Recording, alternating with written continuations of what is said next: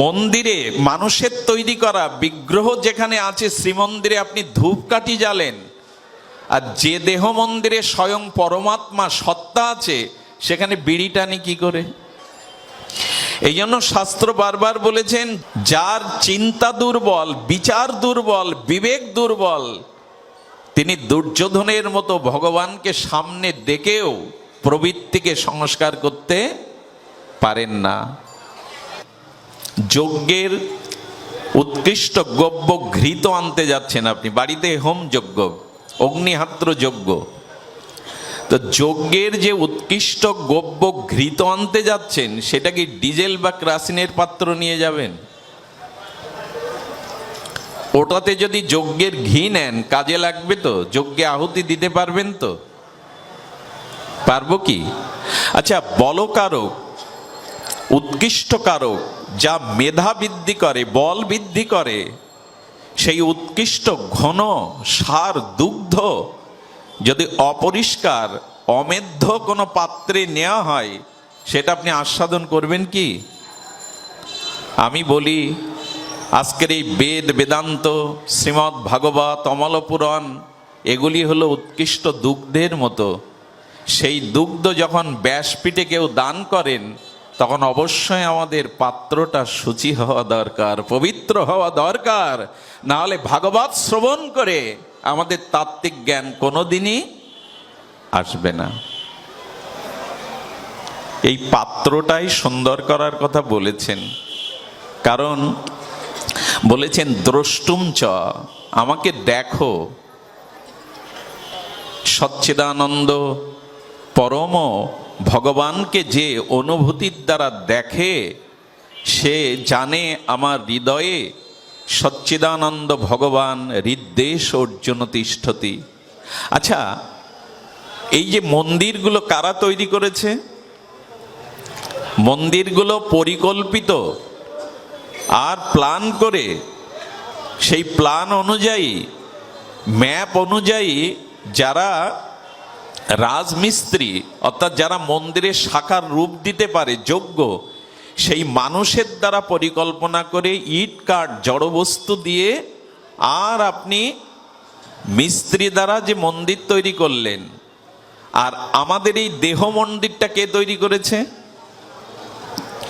মনুষ্য জন্মটা শুধু পিতামাতার ইচ্ছা হলেই হয় না, ভগবান কারো প্রতি অতীব বিশেষ কৃপা করলে তবে সে মনুষ্য জন্ম পায়। তাহলে আমার এই মনুষ্য শরীরটি কে নির্মাণ করেছেন? মিস্ত্রি, রাজমিস্ত্রি, লৌকিক কোনো ইটকাঠ দিয়ে? এটা ভগবানই নির্মাণ করেছেন। এখন আপনাদের কাছে প্রশ্ন, ইটকাঠ দিয়ে মানুষের তৈরি করা মন্দিরের বেশি গুরুত্ব মহত্ব, না ঈশ্বর যে মন্দির তৈরি করেছেন তার গুরুত্ব বেশি? কারণ এই মন্দিরে যদি কোনো অশুদ্ধ অনাচার হয় তবে মন্দির শুদ্ধ থাকবে না। ভগবান বললেন, জন্ম জন্মান্তরের অনেক অশুদ্ধ কাজ করেছে, অথচ আমি তোমার হৃদয় ছেড়ে যাইনি। এই মন্দির বিশ্ব পরিভ্রমণ করতে পারবে না, কিন্তু তোমার দেহ মন্দির বিশ্ব পরিভ্রমণ করতে পারবে। আচ্ছা, যদি দেহ মন্দির ঈশ্বর সৃষ্ট হয়, হৃদ্দেশ অর্জুন তিষ্ঠতি, ঈশ্বর যদি আমার হৃদয়ে থাকে, কিছু মনে করবেন না, মন্দিরে যেখানে ধূপ জ্বালেন, মন্দিরে মানুষের তৈরি করা বিগ্রহ যেখানে আছে, শ্রীমন্দিরে আপনি ধূপকাঠি জ্বালেন, আর যে দেহ মন্দিরে স্বয়ং পরমাত্মা সত্তা আছে সেখানে বিড়ি টানি কি করে? সম্ভব কি? কিছু অপরাধ নেবেন না। সাধু সঙ্গে এলে কিছু রেখে যেতে হয় আর কিছু নিয়ে যেতে হয়, কিছু পরিবর্তন করে যেতে হয়। এখানে কিছু রেখে কিছু নিয়ে যেতে হয়, এটাই সাধু সঙ্গের মহিমা। ভাগবত সাধারণ কোনো অনুষ্ঠান নয়, ভাগবত কোনো মনোরঞ্জনের অনুষ্ঠান নয়। ভাগবত কিছু সংস্কার করে মানুষকে। এখানে কিছু রেখে যেতে হবে কুসংস্কার, আর কিছু সুসংস্কার এখান থেকে নিয়ে যেতে হবে। তো যদি মানুষের তৈরি করা মন্দিরে ধূপকাঠি জ্বালেন, প্রদীপ জ্বালেন, তো যে হৃদয়ে ভগবান আছেন দেহ মন্দিরে, সেখানে বিড়ি জ্বালি কি করে? সম্ভব? কিছু মনে নেবেন না। কালকে শিবরাত্রি বা পরশুদিন গোস্বামী মতে ওখানে কি ঢালবেন? ভগবান সত্যম শিবম সুন্দরম যোগেশ্বর মহেশ্বরের মাথায় তো গঙ্গা জলই ঢালবেন, উৎকৃষ্ট দুগ্ধাদি পঞ্চামৃতাদি ঢালবেন, ফলের নির্যাস দিবেন। যে মন্দির ধৌত করেন গঙ্গা জলে, যে মন্দির বিধৌত করেন সুগন্ধি দিয়ে ফলের নির্যাস দিয়ে, যে মন্দিরে ডাবের জল দুগ্ধ ঢালেন, কিন্তু যে মন্দিরে ভগবান আছেন দেহ মন্দিরে, সেখানে মাঝে মাঝে আমরা কি ঢালি তার না বলাই ভালো। ওই ব্যাসপীঠে পূজার নাম করে, অনুষ্ঠানের নাম করে দেহ মন্দিরে কি ঢালি আমরা? শাস্ত্রে বলা আছে, পতিত পাবনী সদ্য পাতক নাশনী হরির চরণশ্চুতা মহাদেবের জটাজটা উদ্ভূতা। গঙ্গা দেবী বলেন, আমাতে কেউ অবগাহন করলে আমি তার পাপ নিষ্কাশন করি, কিন্তু কেউ যদি মদ পান করে সেই পাত্র গঙ্গায় নিক্ষেপ করে, সেই দিন আমি নিজেকে অপবিত্র জ্ঞান করি। তো যে ভগবত মন্দিরে দুগ্ধ ঢালেন, গঙ্গা জল ঢালেন, যে মন্দিরে ভগবান আছেন সেখানে ওইগুলো ঢালা যায়? তো আমরা ঢালি। ঈশ্বরকে আমি মানি তো, ঈশ্বরের তত্ত্ব তো আমি জানি তো। যদি জানতাম আমার দ্বারা এই কাজ হতো না। একটা কথা বলি, যারা ভাগবতে আসেন, সাধু সঙ্গে আসেন, কিছু রেখে গিয়ে কিছু নিয়ে যাবেন। একদিন একজন গেছে, জীবনে ভাগবতে যায়নি, আর তার ঈশ্বর বিশ্বাসও নাই। তার স্ত্রী বলে বলে অনুরোধ করে পাঠিয়েছে। আর পাঠক ব্যাসপীঠে, প্রবচনকারী ব্যাসপীঠে তিনি বারবার বলছেন, এখানে এলে কিছু পরিবর্তন করে যাবেন। অনুষ্ঠান বিশ্রাম, সবাই চলে যাচ্ছে, উনি ভাবছেন পরিবর্তনের কথা বহুবার বললেন বক্তা, আমি কি পরিবর্তন করব? এই পিছাতে পিছাতে যেখানে গেট আছে না, গেটে গিয়ে বলছে, হ্যাঁ একটা তো কিছু সাধুর কথা রাখতে হবে। আসলে আমি পুরাতনটা রেখে নতুনটা পাই দিয়ে চলে যাই, একটা পরিবর্তন হোক। আমি পুরাতনটা রেখে নতুনটাই নিয়ে যাই, একটা পরিবর্তন তো হোক। এভাবে যদি সাধু সঙ্গ হয় না, কিছু হবে না গো, কিছু হবে না। গোবিন্দ বলছেন, জ্ঞাতম দ্রষ্টম তত্ত্বেন প্রবিষ্টম চ। আমাকে জানো এবং জানার মাধ্যমে আমাকে দেখো। আমি সর্ব অস্তিত্বে আছি, আমাকে দেখো। আর দেখার দ্বারা তুমি আমার মধ্যে চিরদিনের মতো বিশ্রাম পাও, প্রবেশ হও, যাতে তোমার স্বধর্ম আমার স্বধর্ম একীভূত হয়ে যায়, ভক্ত ভগবানে রমণ হয়। যদি চম্বুকে স্পর্শ করান, কিছুক্ষণের জন্য হলেও লোহার মধ্যে চম্বুকের ধর্ম প্রকাশ হবে। কয়লার কালত্ব শতবার গঙ্গা জলে বিধৌত করলেও কালত্ব ঘুচবে না। কিন্তু তপ্ত আগুনের মধ্যে কয়লাটা তদাত্ম করে দিন, কয়লা আগুনের সংস্পর্শে যেই তদাত্ম হয়ে যাবে, কয়লার ভিতরে কাঁচা সোনা তপ্ত কাঞ্চন রং দেখা দেবে, কালত্ব আর থাকবে না। ভগবান বললেন, তত্ত্ব তো জেনে আমার ভেতরে প্রবেশ করো, তাহলে অনন্ত জন্মের কালত্ব ঘুচে গিয়ে তোমার মধ্যে প্রেম জাগবে, অনন্ত চেতনা জাগবে। আমাকে জানো, আমার মধ্যে প্রবেশ করো।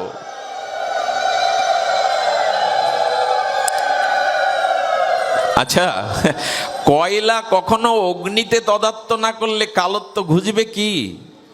ঘুচবে কি বাবা? যতদিন আপনি তত্ত্বের মধ্যে, ভগবত তত্ত্বের মধ্যে প্রবেশ না করছেন, ততদিন কালত্ব যাবে না, ততদিন সংস্কার আসবে না। এই জন্য নিবেদন করব, বাইরে বাইরে নয়। আচ্ছা, একটা কথা বলি, টাকা কেন চাই মানুষ? অর্থ কেন চাই? সম্পদ কেন চাই? চাই এই কারণে, অর্থ শব্দের অর্থ হলো যার দ্বারা প্রয়োজন নির্বাহ হয়, যার দ্বারা প্রয়োজন মেটে তাকে বলে অর্থ। অর্থ ছাড়া কোনো প্রয়োজন নির্বাহ হয় কি?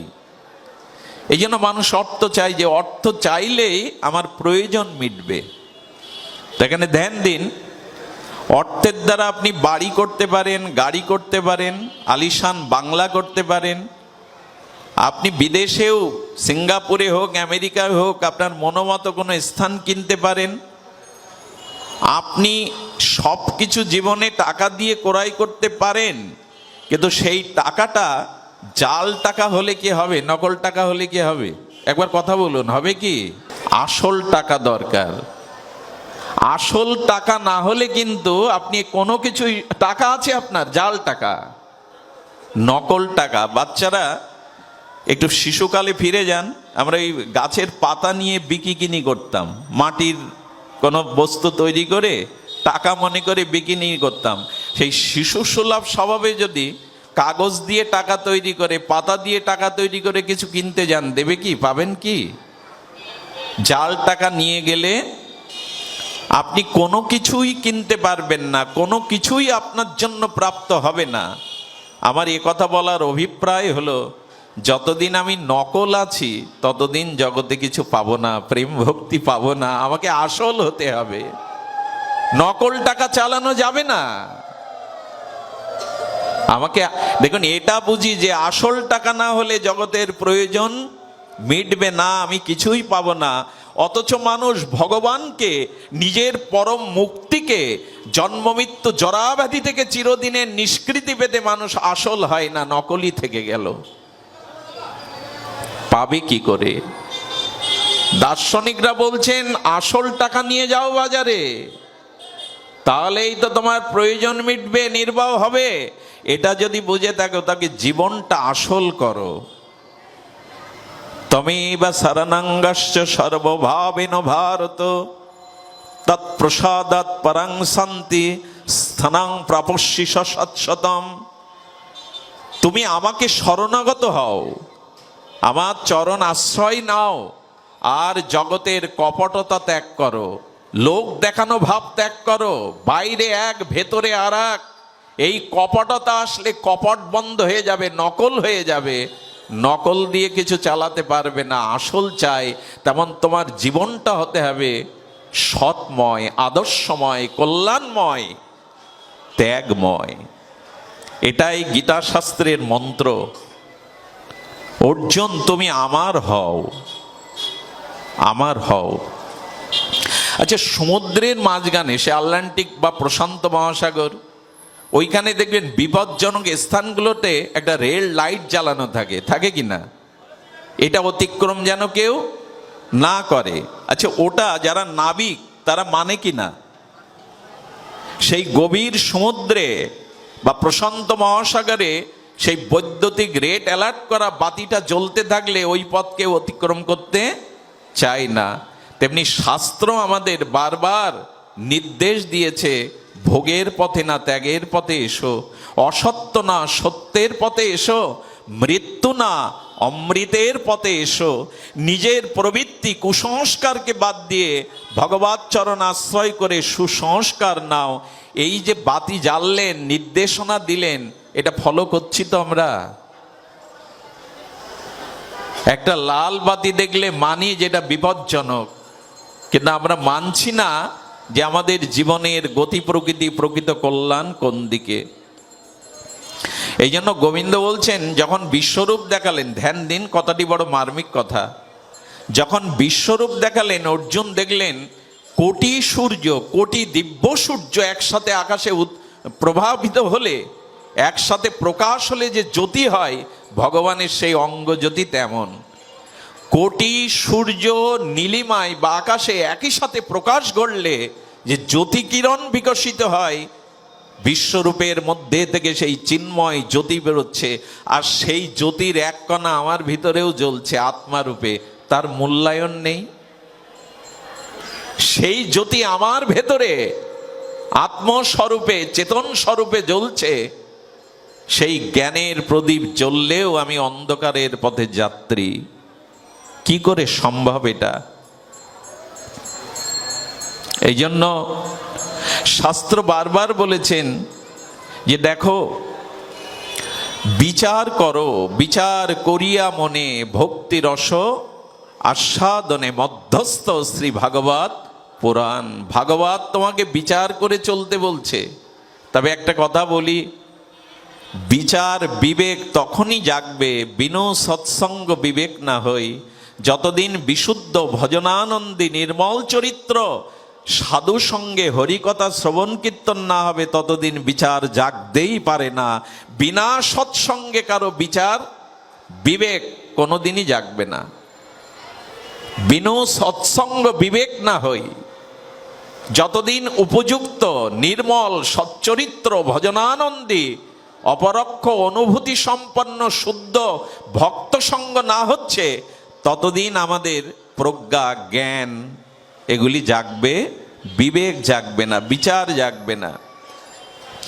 এই জন্য শাস্ত্র বারবার বলেছেন, যার বিচার দুর্বল, যার চিন্তা দুর্বল, বিচার দুর্বল, বিবেক দুর্বল, তিনি দুর্যোধনের মতো ভগবানকে সামনে ডেকেও প্রবৃত্তিকে সংস্কার করতে পারেন না।